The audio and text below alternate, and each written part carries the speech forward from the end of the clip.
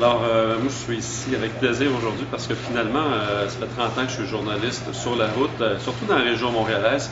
J'ai vu l'évolution aussi des soins. Je dirais même qu'on en a été victime chez nous, personnellement, il y a plusieurs années, quand mon père avait été laissé sur le plancher du salon chez nous, puis on n'avait pas une scène pour pouvoir le transporter immédiatement à l'hôpital, puis que les ambulanciers qui étaient là dans le temps, c'est pas de leur faute, c'est de la façon dont ça fonctionnait quand même avant que le gouvernement prenne charge de ça. Il était resté là peut-être 20 minutes, étant en dessous du plancher, le temps que ma mère aille chercher des sous pour permettre son transport. Alors, je pars de loin dans ce dossier-là. J'ai vu également lorsque le gouvernement a pris charge du transport ambulancier au Québec, et aussi tous les conflits de travail avec lesquels j'étais loin d'être nécessairement en accord.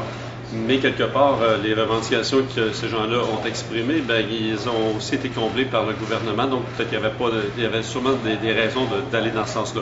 Ce pourquoi je suis ici aussi, surtout avant tout, c'est que j'ai eu l'occasion, moi, en 2001, de conduire un de ces véhicules ambulanciers comme observateur, comme journaliste.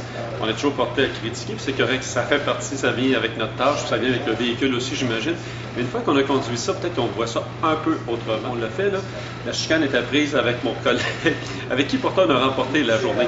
Mais malgré tout, dans l'ambulance comme telle, ça s'échangeait des gros mots parce qu'on paniquait, on angoissait, puis pourtant on avait juste un mannequin en arrière dans le véhicule. Et on n'avait pas la vie de personne, mais on a pris. Ils ont réussi à nous transférer cette énergie-là, finalement.